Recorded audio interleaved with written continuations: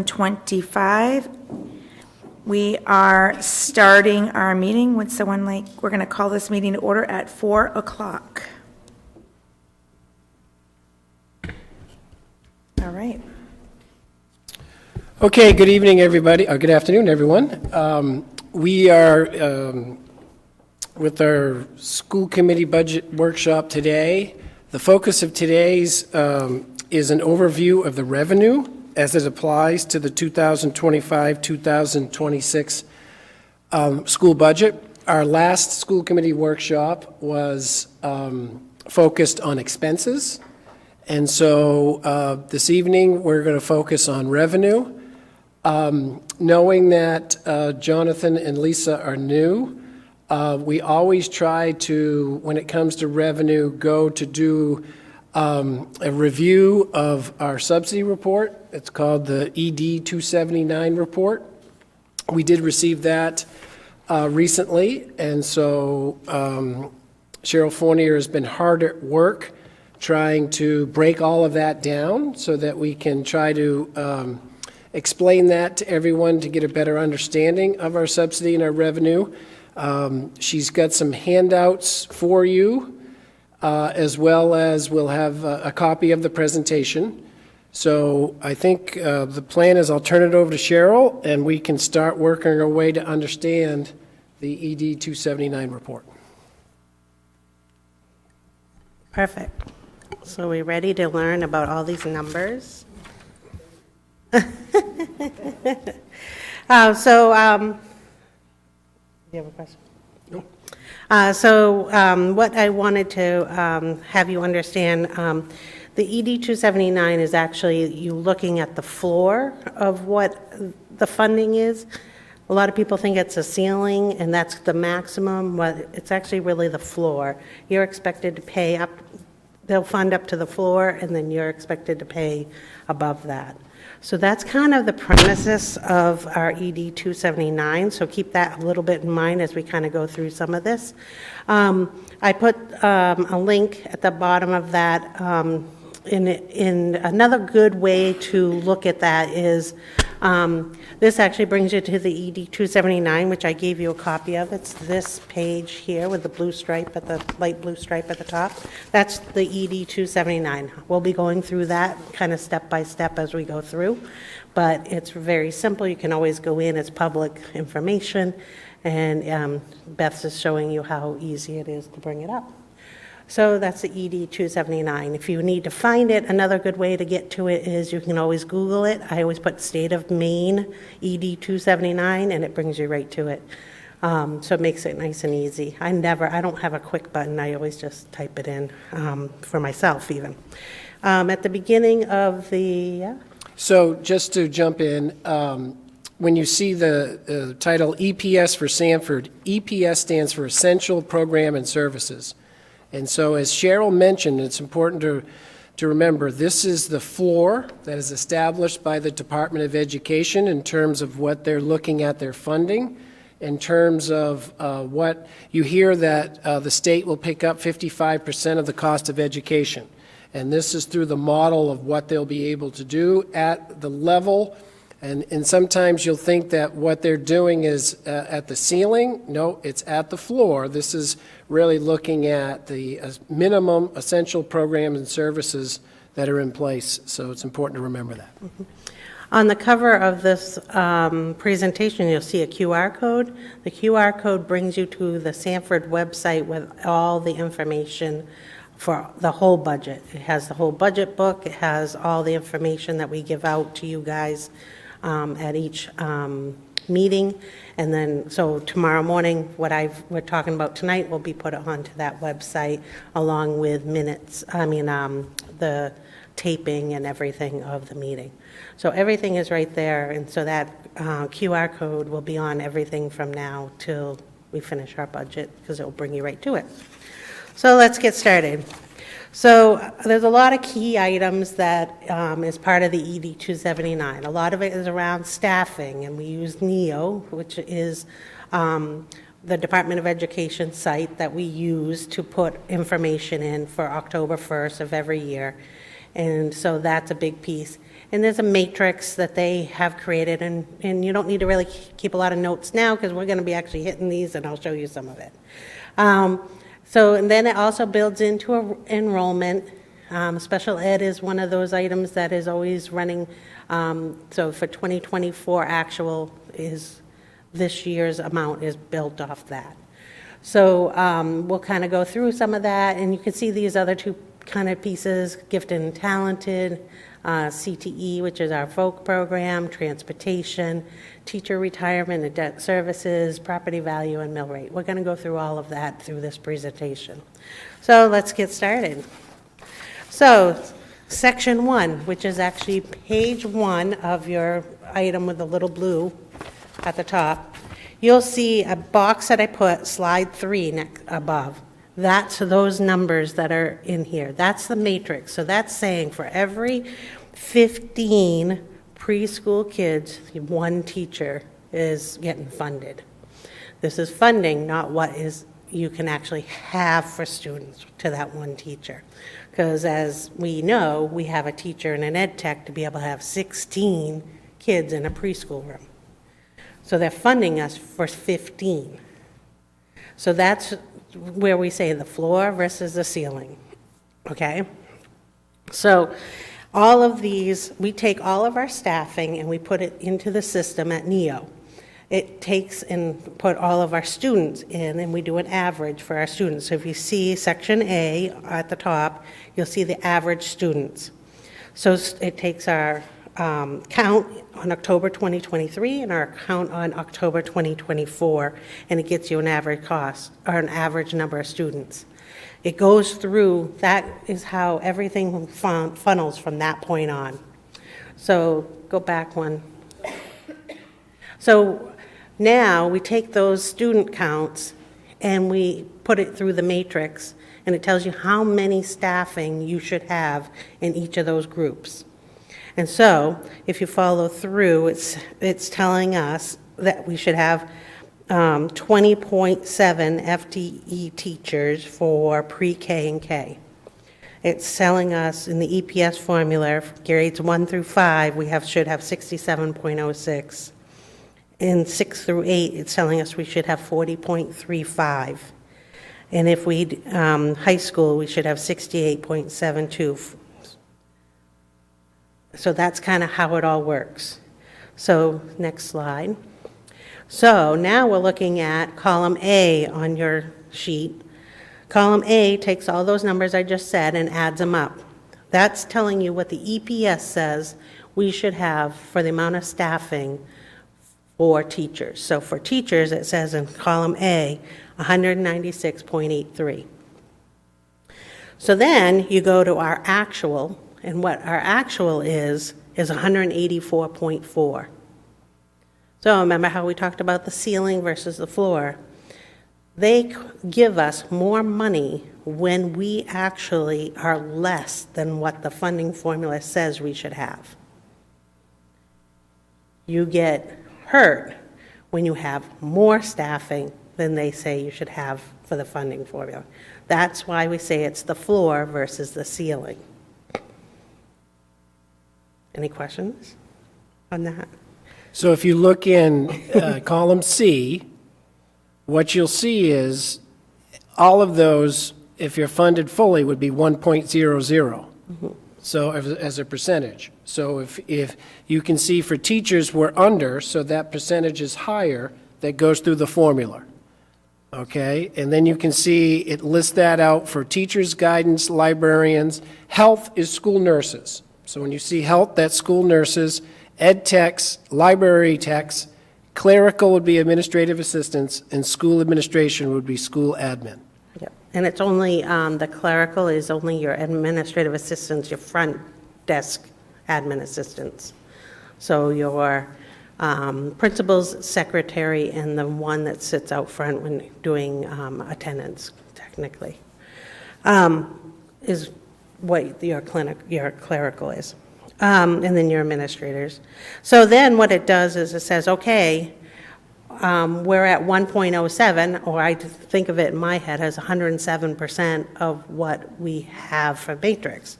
So in that top left corner of that slide, you see all the yellow, green, and orange. That is your matrix. That's telling you how much funding they're going to give you for that person. So if you have a teacher that's been here for 10 years and has a master's, we would get $55,621 for that person. That's not what we pay, that's what we get.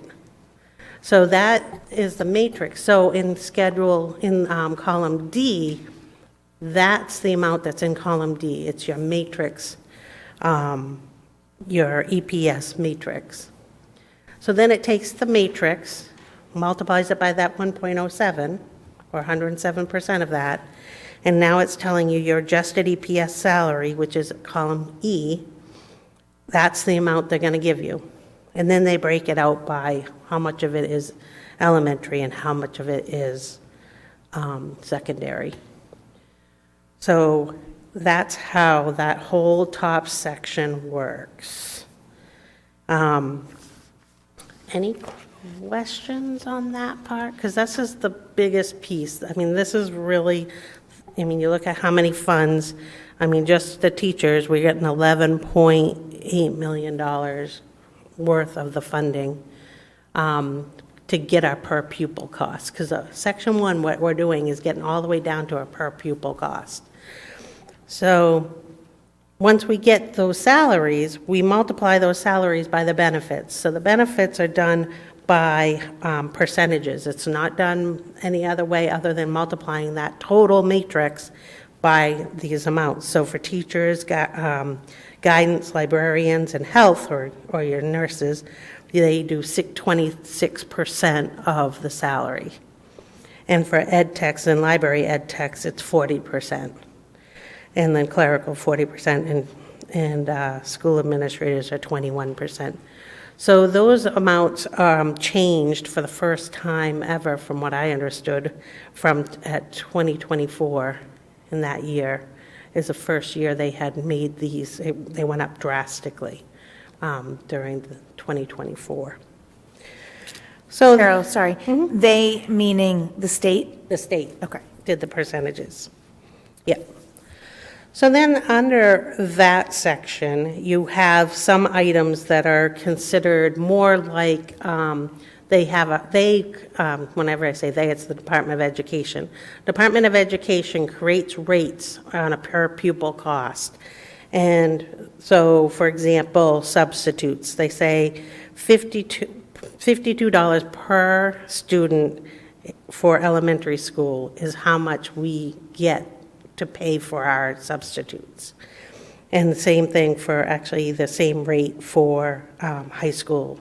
Supplies, on the other hand, supplies are $433 per student in K through 8 or pre-K through 8, but not in high school we get $599 per pupil. So you can see all those costs, and I don't know how they really get those numbers. They're kind of done behind the scenes.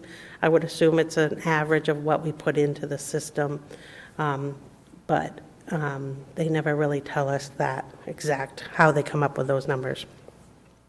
One of the biggest pieces that is, we get a fair amount of money. We get almost $470,000 worth, is regionalization. And regionalization is, they do it on all the substitutes and staffing. We get 3%, and we get that on top of the amount. Now, that's to make it so that we pay more down in York. But York County, we would think that everybody in York County would be the same amount. They are not. Biddeford and Kennebunk get 9%, Bonnie Eagle gets 8%, Marshwood and Noble get 6%, us and Massabesic get 3%. 1.03. Yeah, so it's the additional amount is not consistent across the board. And I know that's one of the things that the superintendents have been discussing with the state. And I don't know if Matt wants to talk about that at all, but that's a big factor for us. Yeah, it absolutely is. It really kind of sometimes puts us at a competitive disadvantage when it comes to, hiring, when you look at that regional index. What you know is this formula has been in place for a long time. And so there's been some concerns with it, and what the legislature did is they commissioned a report to be able to be, that should be released soon. I think it's this month. The MEPRI report, you may have heard that they're going in to look at the funding pieces. So what's happened is you've got people who, in our situation where our regional index is lower, who are concerned about that.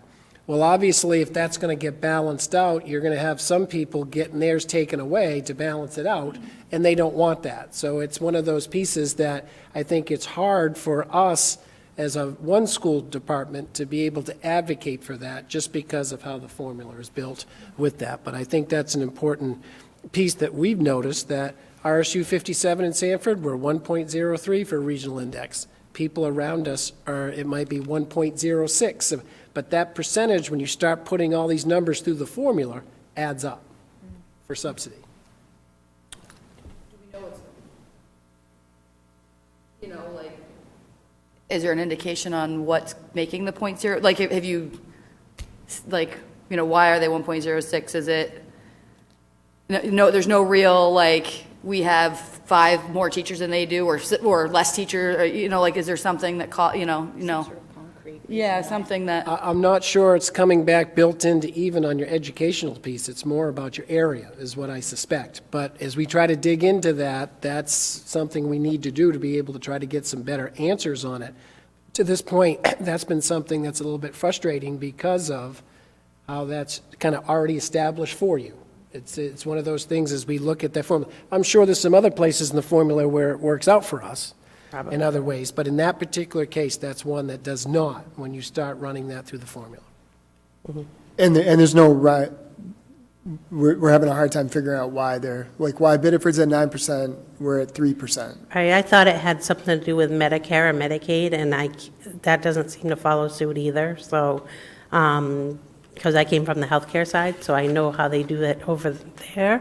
So I was thinking, well, maybe they follow the same thing. They don't seem to follow that either. So it's kind of one of those mysteries. We can try to get more information to be able to do it. It's just one of those things that has come back that, as we're pointing out today, there's an impact there because when you run it through the formula, our percentage is lower there. You'll notice that one of the drivers in the formula is enrollment.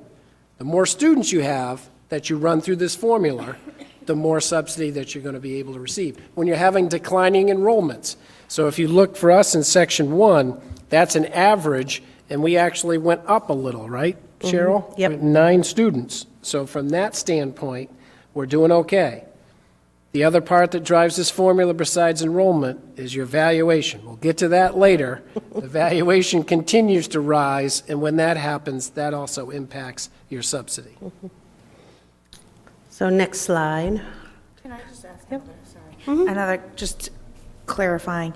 So not last budget, the budget before, when the librarians were discussed, that goes to your point that it was beneficial, sadly, to the district because of how this is set up. Yep.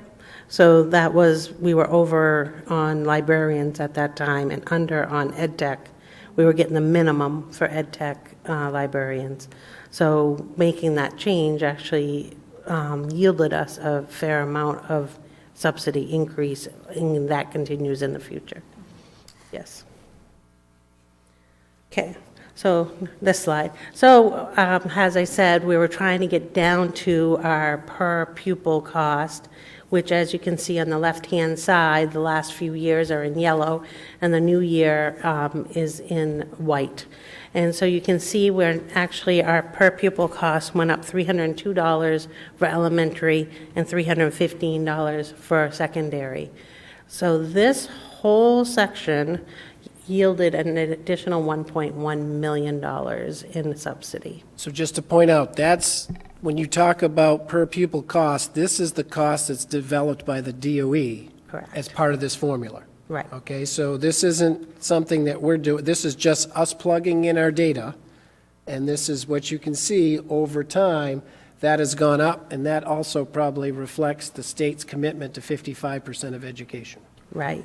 And so when you see these per pupil costs, you're going to see them throughout this whole presentation. Those numbers you're going to see over and over again, because you're going to see we multiply them by other factors along the way to get other additional money.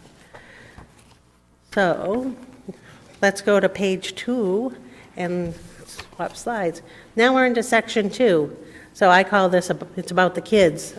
This is where they take and break the kids into different categories. And So this would be the second page of your 279 form. Okay, so if you look to go to the second page. you'll that's- see slide 6 on the left-hand On the side. left-hand side where Cheryl's written slide 6, that's what we're going to be talking about here. So, a lot of what we do in this grouping is they put other factors onto onto our number of pupils. So, a good example is pre-K. They give us additional funding for pre-K. So, because they're little and they need extra, they give us additional funding. So you can see there's these different categories if you look down through. So your basic counts, those give us additional funding. So you can see where it says most recent October only next to pre-K. And that is because of the pre-K partnership we have. And because you're running a year behind, and they didn't have those numbers as a definite, they actually put those numbers in for us. So they aren't just what we put into NEO. When you get a grant that's going to pay for a portion of it, they will actually add those numbers in for a new program. So that's why it says that next to where it says pre-K pupils. And so you'll see it went from 96 to 110. That's those additional ones for the grant. So that's one of the ways this system works. It does help you out with items like that when they're putting a new program into place. They do adjust it, but that, so you'll see that noted multiple times saying that most recent October only. They're not doing an average. So when you go down through, you can see there's a bunch of different groupings and pieces that they use. So I'll just show you how when we said pre-K has 110, they're using only the current October, and they're multiplying it by that 8280, which is what we had talked about in the last slide, and they're multiplying it out and saying you get $910,800 for that, for those middle school, preschoolers. And then it takes it and does that for each of the groupings. So that's the basic counts when it gives us all these numbers. The big piece is when you start getting into grouping C and D, is we start getting some weighted averages. So a lot of, we talk about economically disadvantaged kids. And those groupings, we get additional money for them.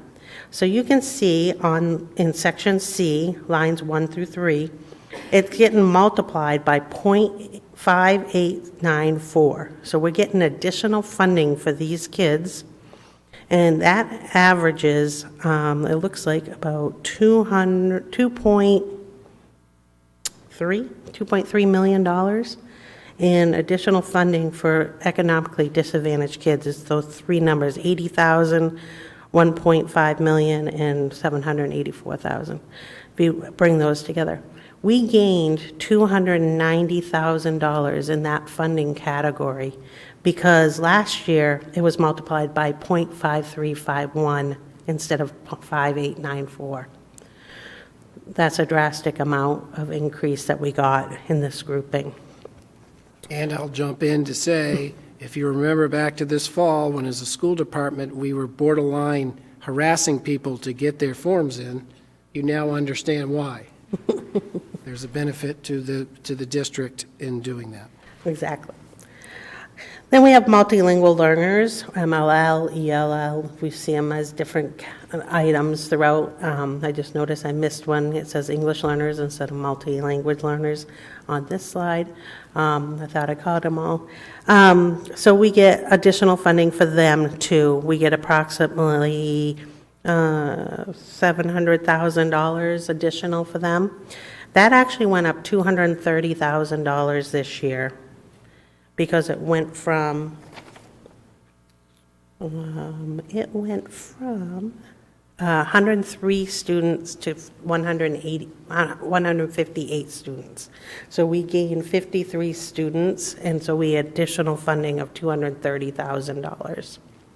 We'll talk about that again in a little bit later also, what we'd like to do with some of that funding. Sure. So if you remember, later tonight at tonight's school committee meeting, we're going to have a presentation on our multilingual learners. But if you also remember to our last budget workshop that focused on expense, you're seeing that there's an added multilingual learner teacher position in there that is due to our increasing enrollment, but we also look at it as due to our increased subsidy for that as well. Cheryl, I'm so sorry. Can you just tell me again, what was the number for the additional funding for the disadvantage? 290,000. Thank you. Oh, and do you know, you may not know, did we increase the number of students? I know you said that the amount they're giving us changed, but did our... Percentage changed, that's what What was caused it? it. The percentage. Okay. Were there more students? But were there more students as well, or no? Yes, because the percentage went up, so I would say yes. Okay. Because technically, that's 58.94%. And last year was 53.21. So it's just in the, Percentage of the kids. yes, So we have 59% of our people qualify, whereas last year it was 50. correct. Yep. I know it's confusing. There's a lot of numbers and a lot of moving parts, so. No, these are good questions. Those are excellent questions to help break it down. Yep. And so then your targeted funds are similar items that you get additional money for certain pupils at certain rates.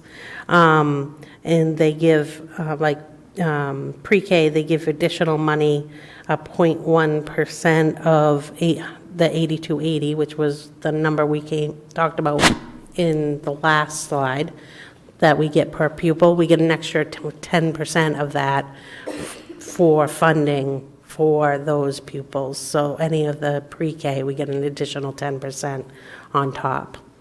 So that is how Section 2 works. Now, we got an additional $719,160 in this area for this year. The biggest three pieces were the average subsidized pupil actually increased from 3143.5 to 3159.5, and that got us an additional 244,000. And then those two amounts, the disadvantaged, economically disadvantaged, went up by 290,000, and then the MLL went up by 230,000. So those are the biggest three pieces out of this grouping that we got additional funding for. Our enrollment went up, and in those two other categories, we also had increases in students as well. Correct. So, page 3 of our ED 279, and next slide also. Now we're starting to get into some of the items that there's calculations going on behind the scenes.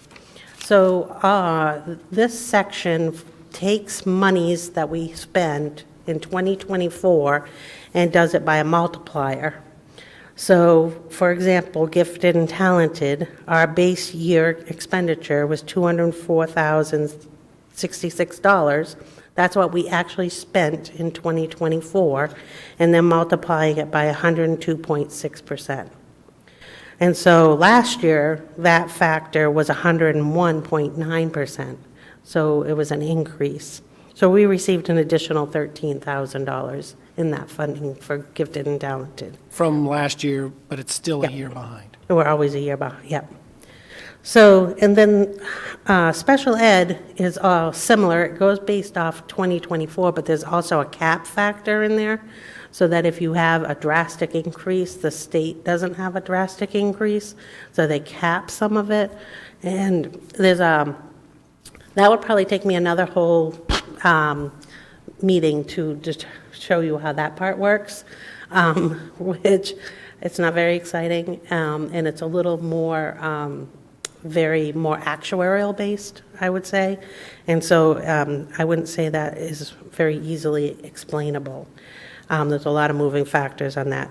But we did get an extra $1 million in funding for special ed between item B and C, or lines 2 and 3 on this ED 279. Transportation is something similar. There is a cap factor on that also, and it's based off the 2024 actual, and we received an additional $200,000 on that. Teacher retirement, we get a percentage of their teacher retirement, and that went down slightly by $18,000. And then debt, of course, it goes down every year, and that's this current year's right there. We're at $9.9 million that the state pays for our debt. We pay a little over $10 million something, and the state pays $9.9 million of that back to us. So we actually don't write the check to the main bond bank. I had this conversation with Paula today. The Department of Education writes it directly to the main bond bank. Excuse me. So that went down by $179,000, which is interest. That's the interest change on the state portion of the debt. So this section, we received an additional funding of just over $1 million. And as you can see, the state funds 70.8% of special ed costs, and the state funds 77.81% of transportation costs through their formula. So, I'm sorry, can you repeat that? so the state funds, Oh, right there, I'm sorry, it wasn't. tried to give it all to you. Sorry. So, I want to make sure I didn't forget to say something, no. Okay, so, on to the next slide, and the next page of the ED 279. It looks like a short little page. This is probably the shortest page of the whole ED 279, but it's the most depressing page for me. So we've kind of had some of this discussion, and I wanted to show it. So on the left-hand side of this slide, it shows you that in 2025, the 3 years that we had averaged, which was 21, 22, and 23, we had an average of 1.8 billion, billion in value. Now, this year, we actually dropped a low year of just under 1.7 million and added a 2.4 million, which made our valuation increase by $259 million. What that does to us, when you multiply it by the old rate, it made it so we lost $1.7 million in funding. Now, the state of Maine has their own mill rate. Their own mill rate is saying, this is what we feel you should pay out of your valuation towards your schooling. So that changed from 6.62 down to 6.1. Doing that actually gives us additional funding. So that gives us a $1.1 million back. Now, if it wasn't for that, we would have lost 1.7 million, but instead we only lost 600,000. So it could have been worse, but it's not good, because I do not see that slowing down. So, do you have something to say, Matt? No, I think you did a nice job explaining that we've talked about how, especially coming out of the pandemic, that you saw valuation increase throughout our state, but also particularly in southern Maine and York and Cumberland County. And so the formula using the 3-year average, you notice this year we lost, the year that dropped off was really low compared to the one that came in. And so you're seeing how that swung to the tune of over $1.7 million. And so the state, understanding that for their statewide mill rate, they did change that. They did have theirs go down as well, which did have a corresponding, and as Cheryl said, we are grateful for that. Don't want to come across as being ungrateful, but at the same time, it creates a gap for us of $600,000 that we had previously that we don't have anymore because, luckily our enrollment is going up in a small way, but at least it's going up. The double whammy is when your enrollment goes down and your valuation goes up, that's a double whammy. Here, we just have our valuation impact, and we've been able to offset that somewhat by enrollment. So next slide, to give you a little history. Here is a graph showing you our 3-year average for Sanford and what has happened to it. You can see back in 2017, our average was right around 1.3. We're now up to 2.1 average. That when we, as Sanford, are going up at a higher rate than the state, that's when we lose funding. So if you look at the numbers up at the top, I gave you the Sanford 3-year average and then the state 3-year average. So if you look at 2017, we actually were at a negative 0.3 gain, a negative 3% gain, and they were the state was at a negative 0.8 gain. So we actually gained funding during that time period when our valuation was changing at a lower rate than the state. But now we've actually swapped over and around, I think it's 2022, 2021, we start flipping, and now we're higher than the state's average. So every time we look at it and we're at higher than the state average increase, that's when the funding is not going to be in our favor. Okay? So to boil this down a little bit, okay, to help you maybe understand, the way this formula is built, and we can all disagree with the methodology, but in essence, the formula believes that if you have higher valuation, they feel that you have a greater ability to pay.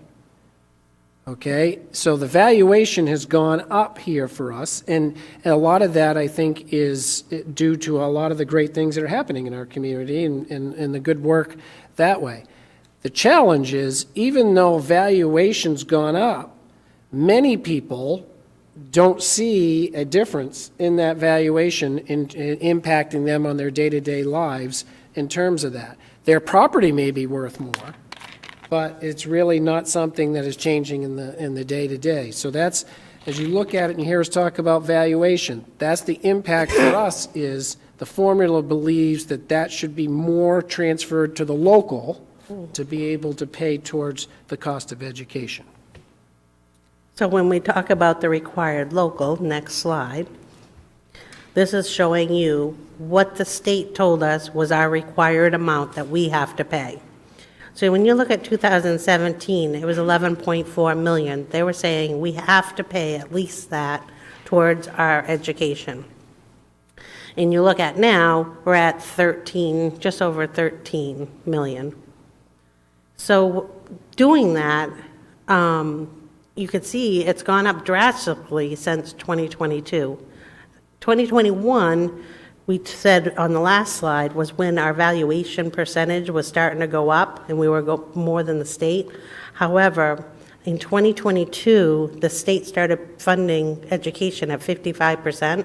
When they did that, it drops 2022 down. That's why there's a drop there.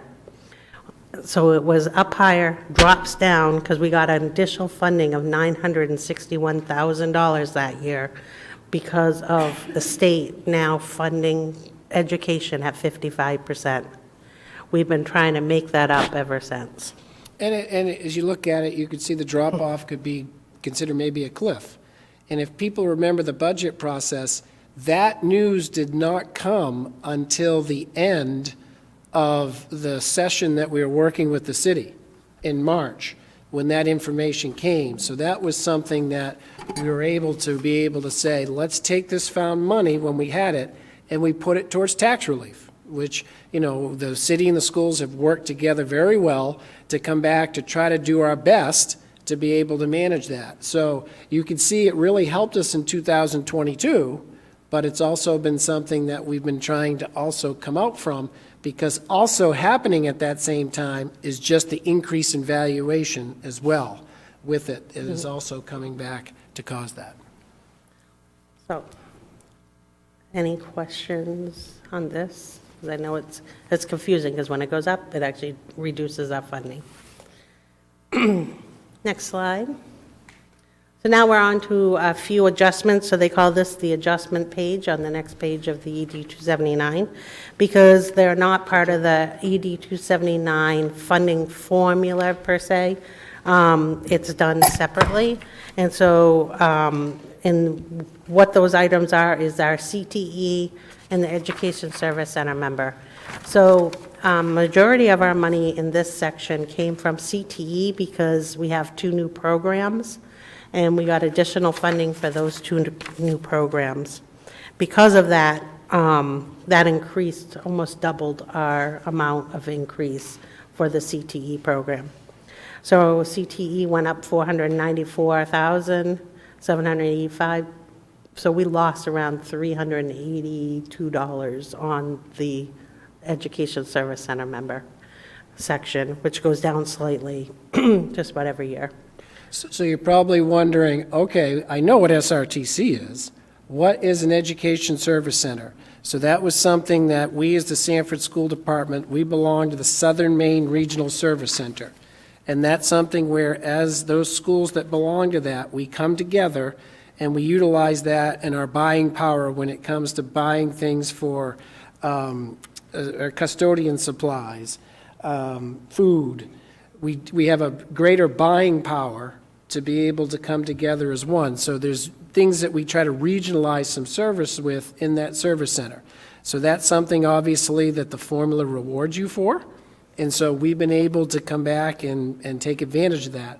So even though it went down some, small amount, it's still an asset for the Sanford School Department to be able to come back and be able to do that. As Cheryl mentioned, the CTE, most of this increase in funding is really focused on those new programs that we have. You saw those in last week's budget on the expenses. We were talking about how that was. Remember, the state now funds those programs up front. It used to be 2 years in arrears. So you'd have to kind of find the money locally to get those programs off the ground. You wouldn't get reimbursed until 2 years later. Now they fund it up front. If you notice on the left-hand side, state funds 90.6% of CTE. Okay, some of that is mainly because of where we're located in southern Maine. They have a formula for CTE that goes statewide. So obviously the cost of living is different down here for us. So what we also made for that change in last year's budget was that difference, that 9.4%, is now shared among all of our sending schools on a per pupil basis. Okay, so that can come back. In the past, that was looking at Sanford's responsibility. We made that change last year in terms because that gap continued to widen for us. And so that was something that we, in our last Sanford Regional Technical Center advisory meeting, Melissa, you were there, you heard one of the superintendents straight, it's still the best deal in town for that. So it's something that I think our sending schools, no one likes to see their costs and things go up, but they're also looking at it in terms of the investment of what they're making and with that. Right, so next slide. Did you keep track? Well, I just wanted to say on that, they also were mentioning advocating for SRTC schools, the formula for that, just covering more of that or all of that expense, really, because it is the best thing in town. So, did you keep track of all those pages? Our total subsidy revenue increased by just over $2.7 million, or 6.2%. That breaks down with, so at the end of section 2, is it 4? I always get the sections confused. So it goes through the first couple sections, it's saying that we were supposed to get $55 million at the end of our section 3. $55.5 million. Then it's saying, okay, your required local is $13 million. So our subtotal of subsidy is $42.4 million. So then you say, okay, section 5, which are our CTE and the service center, you get an additional $4.6 million. So our total subsidy that we're going to get is $47.1 million.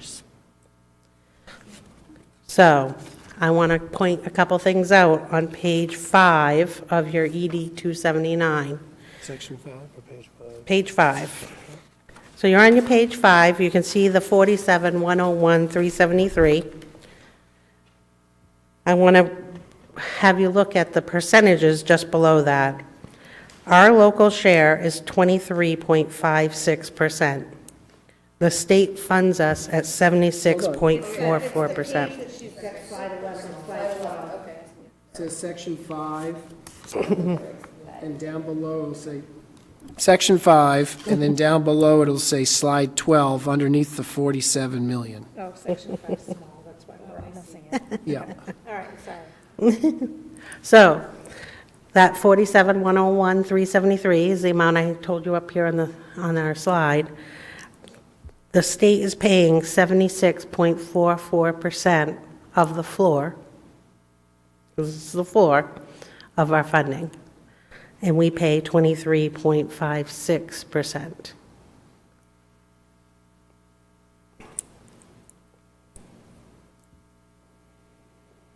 That's very high. We are a high receiver. We are utilize a lot of paying attention to staffing and making sure that we put everything we can into NEO so that we can get the best funding that we can. It's a lot of work, but we do it because we know the funding is important. When we nag about those forms to get them in so that we can get economically disadvantaged as high as we have, there's a reason for it. Yeah, kudos to Cheryl and her team and Lur. We're really on top of this formula the best that we can to make sure that we are, get everything entered, to make sure that there's nothing that's missed for us to be able to maximize all that we can. And then the last page of the ED 279 is really just showing you how much they pay us each month.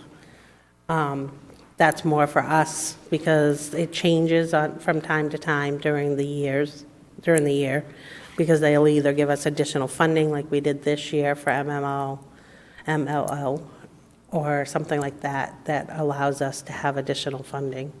So those come in periodically.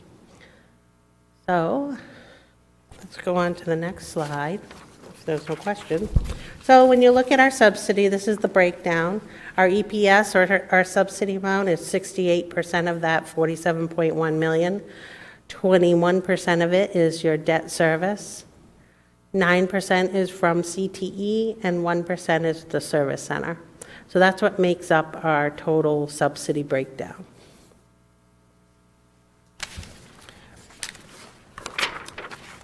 So, Of that 76.44%, that's how it's broken down, yes, right? yep, From on the previous page. yep, that's the subsidy, yep. So then, what would we like to do with some of that additional subsidy? Next slide. Where is it being spent in the budget? So we got additional funding for MLL, multilingual learners, because of having the 103 students and going up to 158 students. We really feel like there needs to be an additional MLL teacher, and that cost is $96,966. So we'd like to use some of that $230,000 to pay for that. Special education, we put in the budget a new assistant director, to have a second assistant director, add an interpreter of the deaf for a family that we have. And we got additional funding of $981,000, so we'd like to use $243,000 to go towards those two positions. CTE, we talked about the two new programs. The cost on that in our budget was $237,264, and we'd like to use some of the $495,000 towards that budget. And I think I have a typo there. I think it's supposed to be 494. So that's kind of what we would like to do with some of the additional funding. So that's kind of the end of the subsidy portion. Now going on to other stuff that have to do with our revenue. So back in beginning of January, when the auditor came, we talked about unassigned fund balance. Our unassigned fund balance is at just under $2 million, or 3.1%. The auditors liked us to maintain at least a 3%, which would be 1.944. So there is some additional funding there we could use for to bring down our taxation.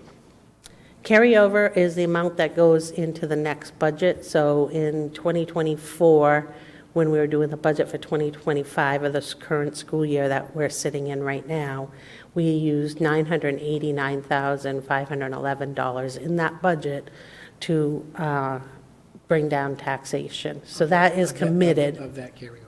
So of that audited fund balance, that number is committed already for the FY 2025 budget that we're in right now. Reserves are other pieces that we do have. Capital reserves are $196,000. Now about $100,000 of that is for the turf field. Fuel reserves are $188,000. We technically can't use any of that this year because our fuel costs did not go up because of shutting down Lafayette to a minimum of the heat and stuff. Health insurance reserves of $852,000 and special ed reserves are $139,000. That brings us to a total audited fund balance of $4.3 million. And so you can see that right in the audited financials.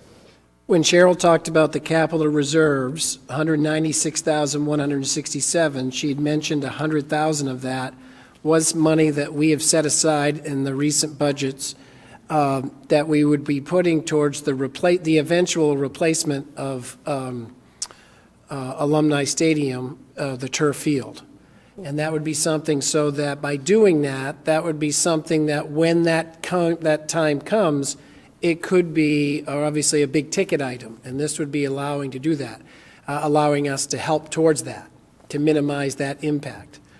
That's something where we're still years off from that. We started in 2018. One of those years was a COVID year where we didn't really use the stadium or the turf, and so you're still looking at, that's not something that we're looking to have to replace in this year's budget, next year's, or even the year after. If you did notice last week, our last school committee budget presentation, when we talked about expenses, we had talked about that through our capital accounts. We've been maintaining, but there's nothing in there that we've done for our high school or technical center. And that's a concern that we have, that eventually, as things start to break down, they're going to need to be replaced. And typically what happens in a building new, it kind of comes due at once. So that's something that we have not been able, if you look in budgets, beyond what we've got in those capital reserves, there really hasn't been anything that has been set aside for those. And Cheryl mentioned the fuel. Health insurance, as we talked about last week, and as we knew in the workshop that we had back in January, that's going to be a real impact for us because our loss ratio is very high. Our high claims are very high. We're looking at an increase somewhere in the neighborhood of $1.5 million in our health insurance. That doesn't always seem to be. Some years you trend better than others. These last few years have been really impacts for us so that we've been able to use those reserves to be able to come back and help a little bit in terms of that. Same thing with special education. We never know sometimes what we're going to get for costs during the school year. We may have families or people move in that are going to require some additional, potentially outside placements. So those are why we've kind of set up these reserve accounts, because they do fluctuate for that. Okay, so next slide. Just to give you a little history on our fund balance, when I first started here, we were in the negative. So I like to show that we've done some hard work over the past few years. So the blue is what we're saying we're going to use in the next fiscal year for usage of fund balance. So I want to point out, yes, our committed. We've already committed it to the following year. So if you look at 2017, we had committed almost over $1 million of use of fund balance. We didn't have it. So we were kind of borrowing on something we didn't have.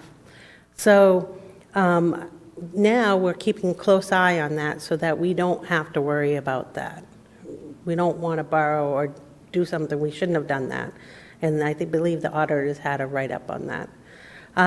So as you can see, we're negative in 2017 for unassigned. Unassigned fund balance, which is the orange, is monies that is not committed to anything in particular. That money is sitting there, that's, our savings account, technically, is probably the best way I can describe it. That money is sitting there in case we need it, and you can draw from it. The gray, which is when I started here in 2021, I started following what we had passed and moving items into the reserves, because we had put that we would put in reserves, and the citizens passed this, if we budgeted like $1 million for health insurance, and our health insurance costs came in at $980,000, that we would actually put that $20,000 into a reserve for future uses for health insurance costs. So that's the difference between a reserve and the carryover.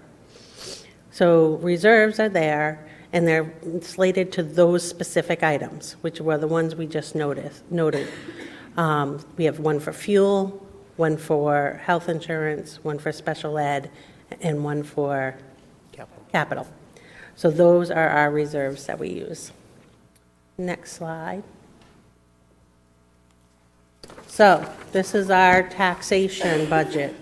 We are currently at 14.1% taxation increase, or just under $2.5 million. So I actually put in a history sheet so you could see the past 5 years, so that if you wanted to look at the past few years. So, yep, looks like that's all the colors. So I color code a whole year, so every folder, if you notice, my budget is orange because we are orange this year. So to kind of highlight some items specifically, next slide. So revenue, our ED 279, or our EPS formula for subsidy, came in at $2.7 million of an increase.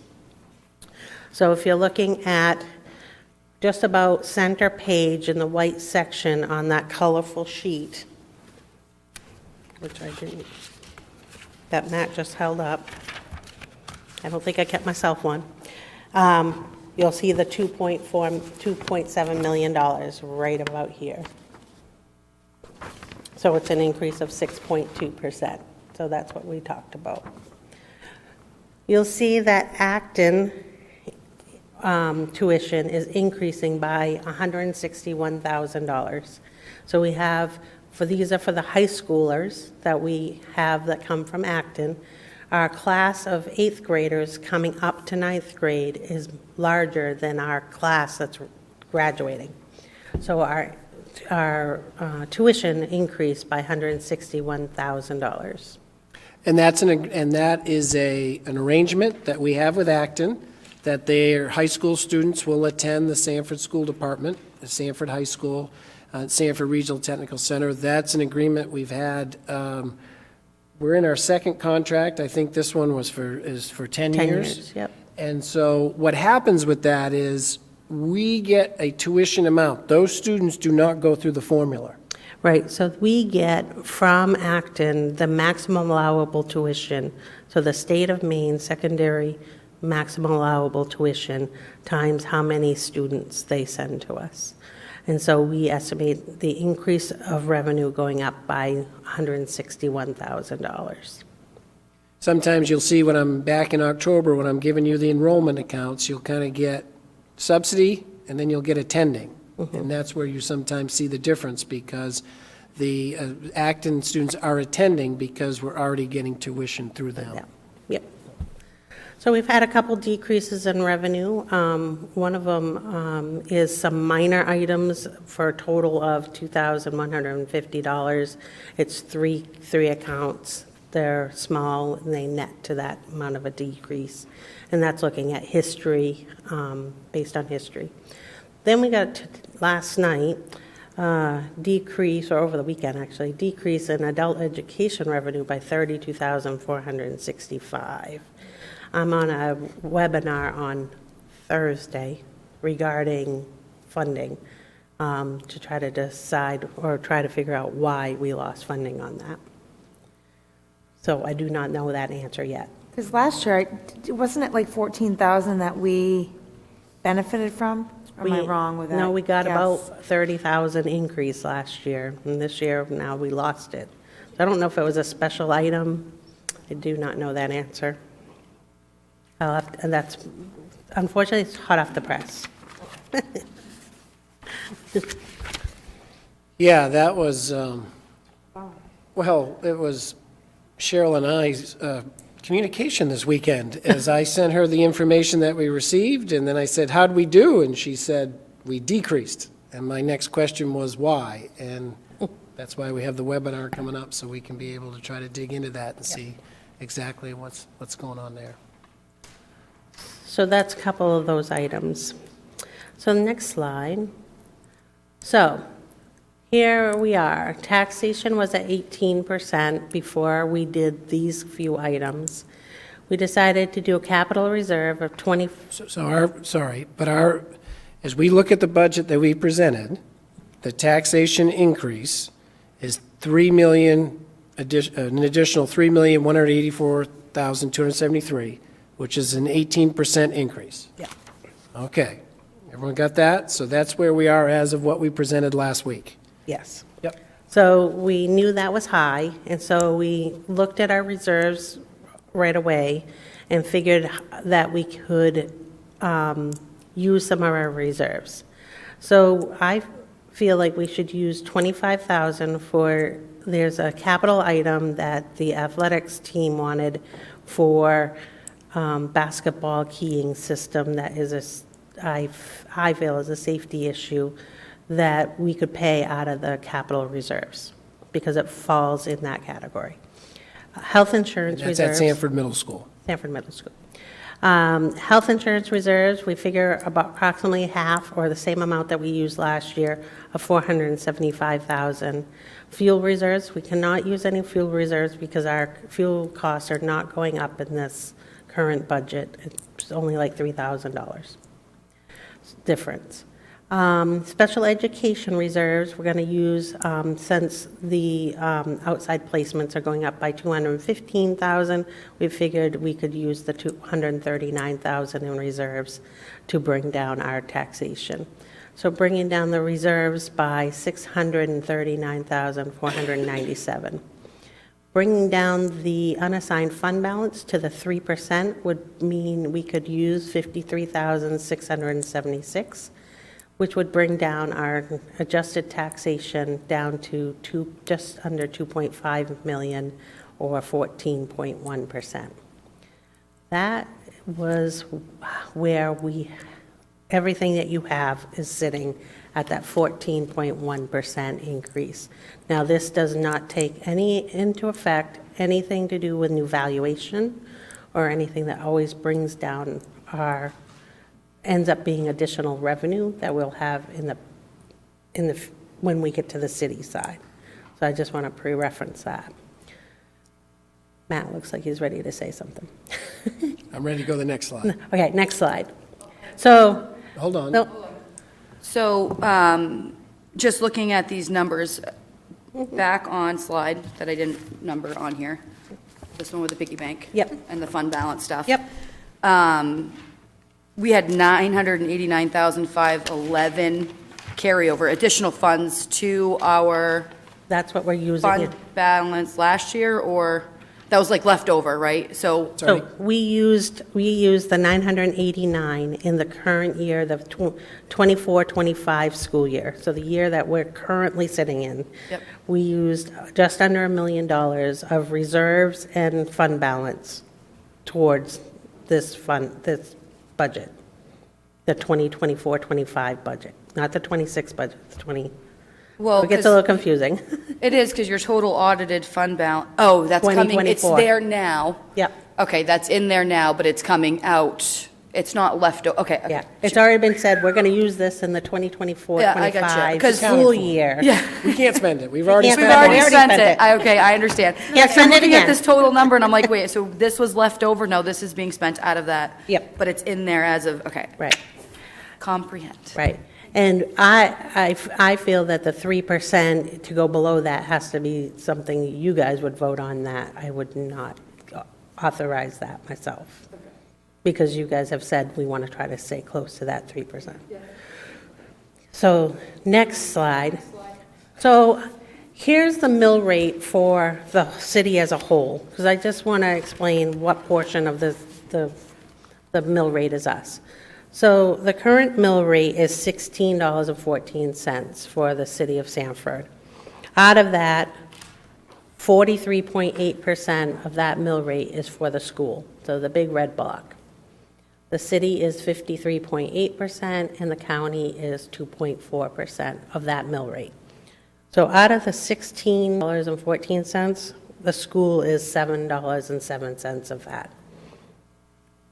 Or out of every dollar, we're just under 44 cents of every dollar is going to the Correct. schools. Yep. So to give you a little history, because that's been my theme. So our school mill rate has gone from, in 2015, so I did 10 years, $10.55 down to $7.07. As you can see, it went down in 22 and 23 again, and then has gone up slightly the past 2 years. But, so that's the red graph, and it's trending down when you look at those 10 years. The blue graph is looking at our percentage of the total mill rate. So we were at 48.8% of the mill rate. We are currently at 43.8% of the mill rate. So we've gone down 5%. So I feel like we've been good stewards of our funding, both our funding and taxation. So that is that piece. And remember, in 2022, that's when we got the additional funding, that when the state gave us the 55%, and you can see we drastically changed from 47.5% down to 42.7% that year when that happened. So that's obvious of what happened. So that's a little history lesson. Next slide. So here's our little blackboard that you'll get used to seeing, because this is where we're at. We are at 7.8% expense budget, or just over $5 million. And taxation, we're at just under 2.5 million, or 14.1%. I want to note a couple of things. For every 1% of expense, it's 3.2% in taxation. So for every dollar, it brings you $3.20 of a taxation. The other piece is 1% of expense is just under $650,000, and 1% of taxation is $176,000. So I just wanted to give you those numbers to bring that number down, depending on where you want to go. So, just for example, when you look at it, that we are, for every 1% of expense, it's a 3.2% impact on taxation. And Cheryl, that's because it gets back to, we are a high receiver. Right? So that's when you see that, all right, we go up 1% of expenses, okay? So even if we were to keep our budget at a 3% increase in expenses, you'd still be looking at a 9.6% increase in taxation. Okay, we're currently at 7.8%, and I think the veterans here on the school committee will notice that's kind of our tracking sheet here, as we're going to be able to start to work our way down in terms of things that we do. I guess there's a chance we could add to the budget. I'm not thinking that's realistic, but usually this is where we can kind of keep track, because eventually what we have to do is come to an agreement on a school committee approved budget. That can be done either at our February 24th meeting or our March 3rd meeting. Is when it will have to be approved, because our first meeting with the city council is on Tuesday, March 4th. And so there's where we've given you expenses, and then you've also seen the revenue side of things in our basic recommendation for right now. So you will see this sheet will show up in every presentation from now till the end, and we give you a tick and tally of what changed from every meeting that we make a change. So do you know if it's accurate to say, let's say I pay 10 grand in taxes and it goes up, do I multiply 10 grand by 14.1? Is that what you're saying, basically? Right? So now I'm paying 11,400.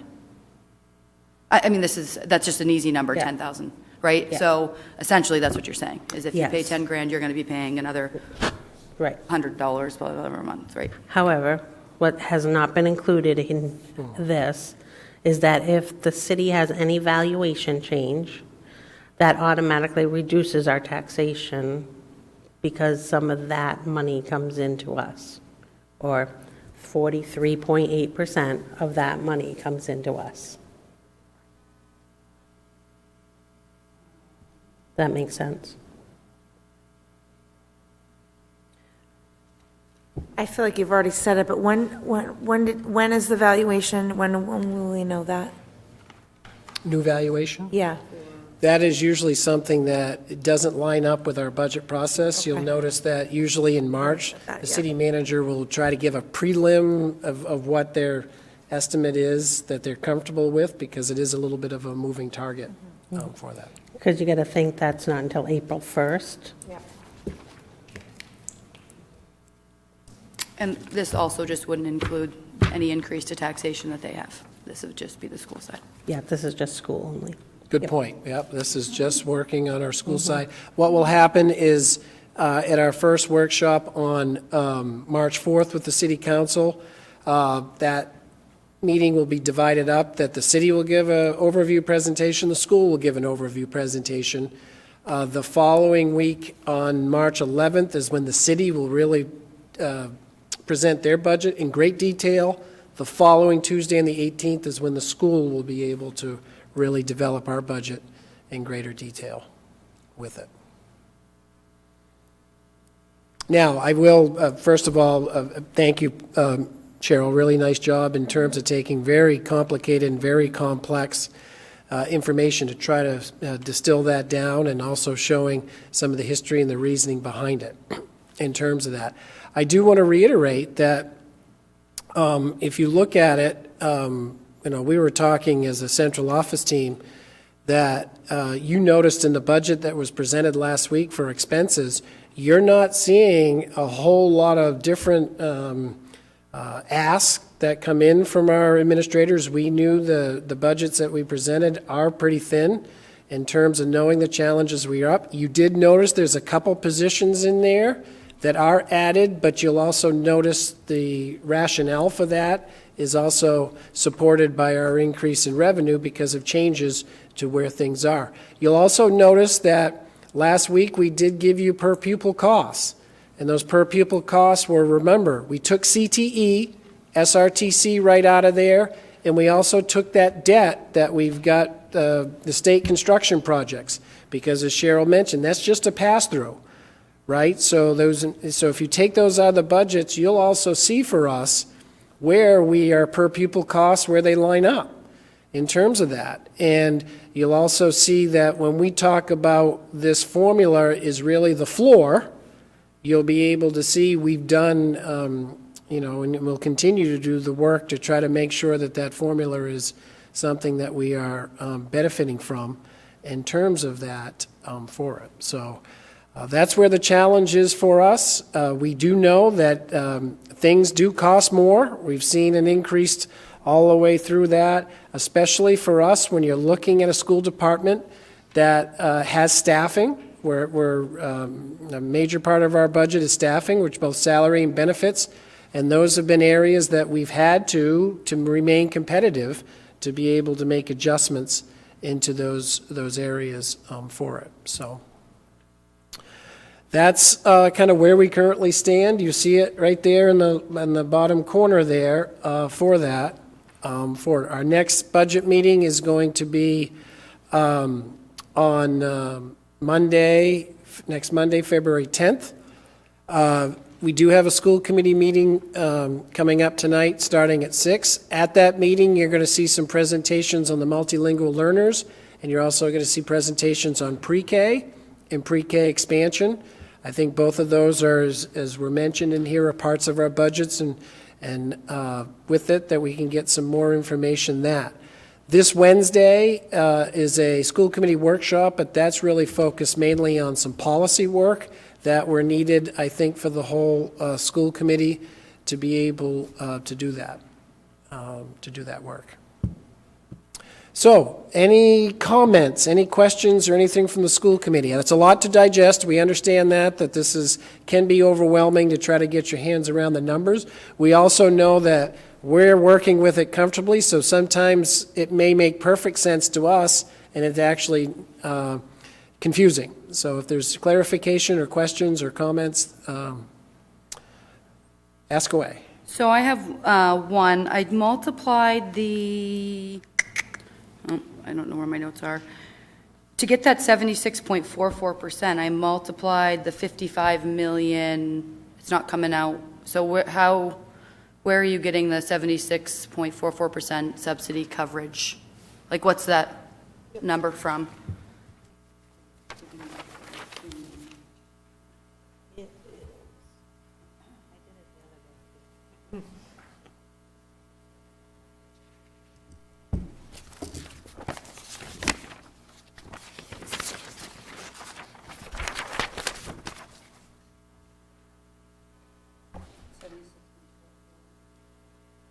Subsidy coverage, but I took the total municipal, that's allocations.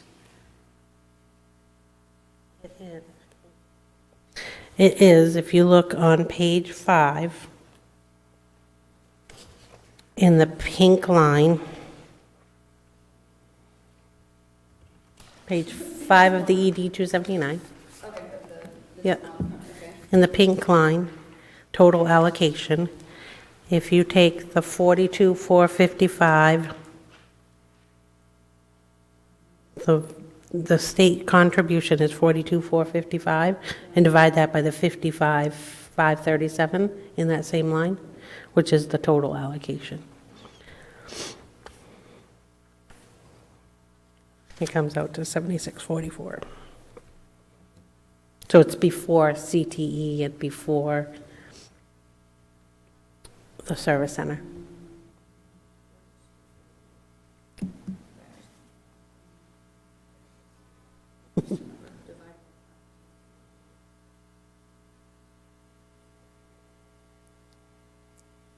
So our required local is the 23.56%.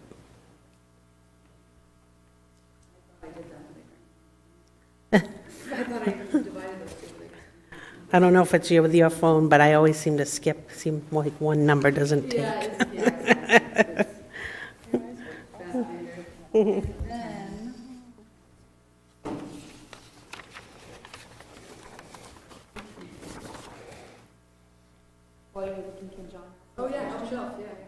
Yeah, I just wanted to say thank you. I'm 4 weeks into this process, and this gives us a great foundation to consider all the facts in a clear, concise manner. And there's a lot of, information here for us to, as this process continues. But thank you, because this, I think, for myself and for folks, watching from home, this is very transparent. You can see exactly what we're dealing with. The expense side that we did previously also is very transparent. So I think those are great tools for us all to work through, and some great statistics, right? And we can kind of see what this means. So to reduce by 1%, well, that's 648,000, right? And that's a big number. And also we're 24 out of 24. Meaning spending the least amount on our students per pupil. And so it's just really, thank you, because this is good. Information is the key to everything, right? And this is exactly what I needed, and I'm assuming a lot of folks in this community needed as well. Thank you. Welcome. I just want to add to that and say, every year it gets better. Yeah. And we appreciate that. Every year it just gets, and it's not because we've been here longer, really, a little bit, but it's because of all the work that you do. Thank you. And your color coding skills. Okay, so. I did have fun with graphs this year, just saying. Well, exactly, the amount of time to put all this together, it is, I do half this, and I'm like, why is this taking me so long? So, this is awesome. All right, so looking at this, so the 5,066,14 increase, expense increase, does that calculate the additional subsidy of 2,742,309? Yes. So that's already out of that? Yep. Right? Yep. So if you look at this pretty page, Yes. you can Thank see you. that the I know it's all in here, I just. 2.7 million's in here. All the different amounts I've talked about are all down through here. You'll see all the amounts that the reserves, the carryover. Oh, the ins and the outs, and Yeah. then we get to that, so after the increase in subsidy, we get to the 414. That's the expense, yep. And then the taxation is the very bottom here, the 2,493,000, or the 14.1% in the white section. So that's your calculation, because that's including adult education. Okay, so the increase to taxation, so increase to expense is 5 million, but the increase to taxation is 2,493. Yep. So it's not, because, I like numbers. So it's not, I don't take 5 million and add the 2.7 million to it. That's already ins and outs to end to this number. Yeah, there's some other numbers that we Okay. made adjustments to Okay. for revenue. Okay.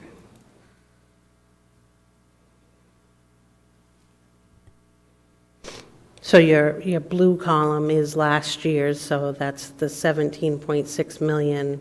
That's what I'm dividing the just under $2.5 million by, to get your 14.1%. Okay, so I guess, is overall budget increase 7,742,000, or blah, blah, blah, these two numbers added together? No.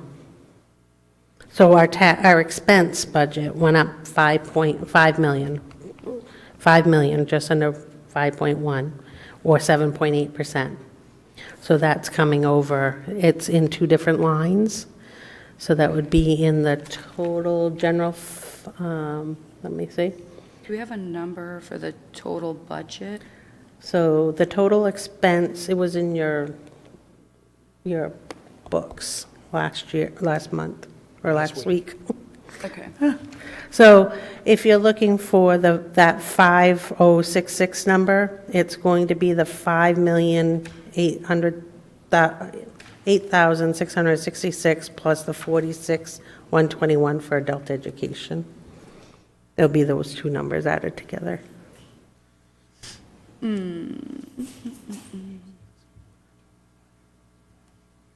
Oh, total budget was last year? And where we are now. Yeah, the That was in- total, before you start sliding stuff around, I guess. So, Because, yeah, because I I think could I'm do, following you. I think you want Yeah. to look at, all right, there was last year's budget that was approved. right. Yep. And where are we right now with what we're submitting right now? What's the difference in that? Yes, the difference between those two budgets, yeah. right, 'Cause so, I'm going to add numbers that don't belong together. so I the think, at this point. 5,066,000 is the difference between last year's expense and this year's expense. No, but I want, like, But- is that the overall budget? Yeah. If you call it an expense, Yeah. that's overall budget? Yeah, so we're at 69, Okay, I see right 400. here. 68, oh, that's total expense. yeah. So 68,851 plus That's the not- 621 for adult education. You add those two numbers together. And that's your Okay, total I see, expense. okay. Yes, I remember this from last year. You Yeah. said that, too. And I yeah. gave you the warrant total, last week, which should have been part of that. And then, so you had these two together. Yep. Okay. Yeah, this is how the city wants to look at it. Yeah, well, I'm sure to people that live in this graph, they don't have any quite, like, it's like, what? So our total expense this year is $69,871, $929. 69 $71,000. million. Yeah, $69,871,929, which is an increase of $5,066,414. Because last year was 64,804,000. Yep, Ah, okay. Those are the That number numbers. sounds I familiar. think that's what you're looking for, yep. Melissa. Okay, So that should have been part of your presentation from yes. last week. That number looks familiar as well. But it's actually two numbers on here. It's the total expense and the total adult education expense. If you add those two numbers together, you'll get that number. Okay. Oh, and the CIP also, the $399,000 for CIP. So three numbers. Because I have to break those numbers as separate for the city. This is last year and this year. How was the This tuition area. for the SRTC decided? Or is there a formula for that? Yes, it's similar but different. So it does it based on, the matrix are a little different because they actually have a higher rate of pay for the teachers included, but they got a lot more percentages of pieces. It's similar but somewhat different. It's only 3 pages. But it actually, a lot of it's kind of sort of hidden because we get a flat amount for supplies for each program, and you have to have that program or the SIP number registered with the state to get that money. So John, you're asking how our subsidy from the state for our SRTC works? Remember, we said that it covers like over 90%. Are you asking how is that 90% determined? Or are you asking about the difference between what our sending schools will also be paying towards the SRTC budget? Yeah, I guess, I'm curious because you have sending schools, right? And how is that, how do we know how much to charge them? Like how, yeah, you know what I It's mean? based on a per pupil basis, and it's based on the October counts. Okay, the October enrollment counts. Even though we're going into next year, you're not sure, those could fluctuate. What we've determined is it would be the October of 2024 is what we're building on. And so that is still, SRTC Director Matt Peterman and the last Sanford Regional Technical Center Advisory Committee, he just got these hot off the press, so he gave some preliminary estimates based on that, knowing that that budget can still take a few changes. There may be some things, depending on what the charge of the committee is, we may be going back in to look at all aspects of this budget to see what we might be coming up for any recommended changes with that. So it hasn't been finalized, but it is based, I'll take whatever that 9.1% is, divide it out on a per pupil basis, and then just multiply how many students you have. And in Sanford, we're part of that, right? We will pay our fair share for the people of, because we do have a large number of students in that program. Workshop on this Wednesday, we're focused mainly on policy piece, but there is a piece on there around budget just in terms of areas that you'd like more information on, or some information in terms of what you'd like to see at next Monday's meeting, in terms for us to be able to present you with whatever it may be that can help you in terms of getting to a point to approve the budget. So I don't know if there's some right off the top of the head that people have, or that's something we'd like you to be thinking about so that we can be able to get that information out, get it prepared, and also be able to get that agenda out for next Monday. So for me, I think I'm interested in the per pupil cost prior to subsidy, since we're a high receiver.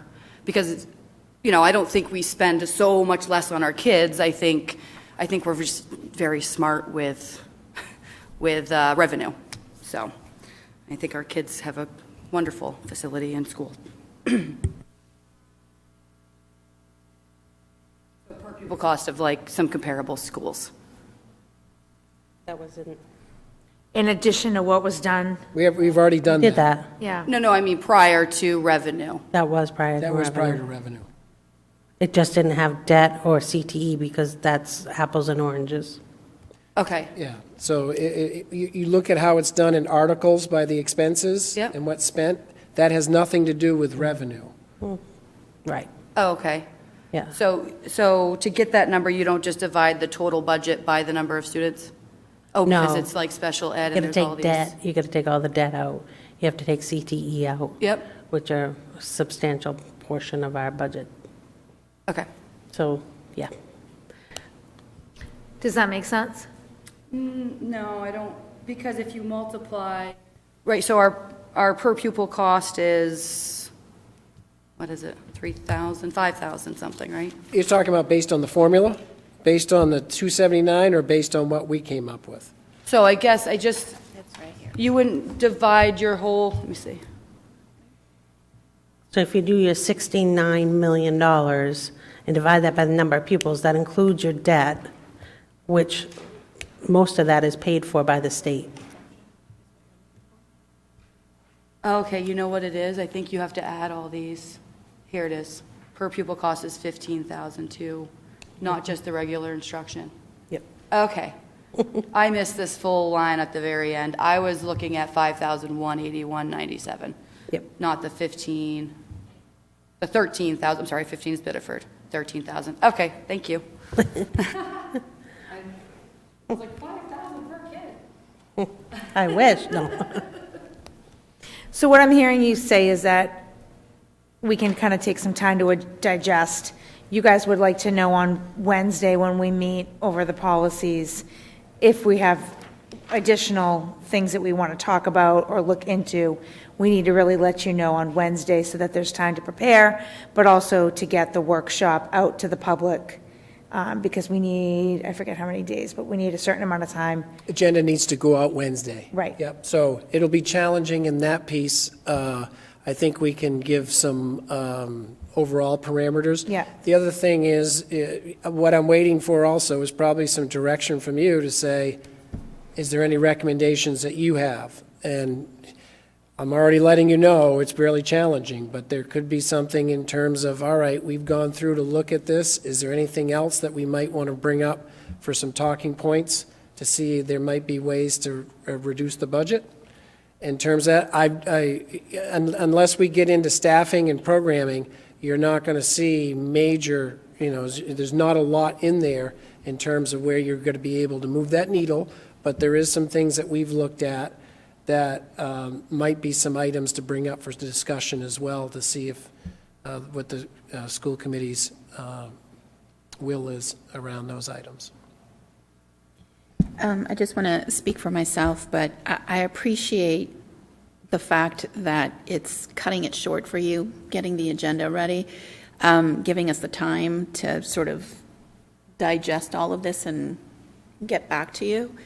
I wish I could get back to you right now, but it's one thing, the whole year we've been talking about how tough this budget is going to be. It's one thing talking about it and waiting for it to be right in front of you, and now that it's right in front of us, I mean, yeah, I definitely need some time to think about, I agree, I don't see where. So thank you for giving us the time we need. Appreciate it. That's great. Yeah, I think we, just looking at this, like, anything that we bring up is going to be, we need to be thoughtful about bringing up, because we don't want to, because there's nothing in this budget that's, close to being considered excessive, right? And there's nothing that strikes me right off the bat that's going to get down percentage points, like, and so I think, yeah, we'll have to spend some time. I know it's not a lot of time, but we appreciate it if we can. I could just go through it, because we have to do our due diligence as well. Thank you, John. The central office team has looked at it, and I think just some of the items right now for discussion that we've come up with total about $73,000. We're heading the right direction, but that is not going to, and then the question after that is, what else are there other areas to be able to look at, to be able to consider as well? And that would be like 1/10%, close, a little A over, drop in the bucket. a little over 1/10% to get a decrease, 73,000. Yeah. You want to know what it is with that 7? No, I mean, I do, But- just for fun.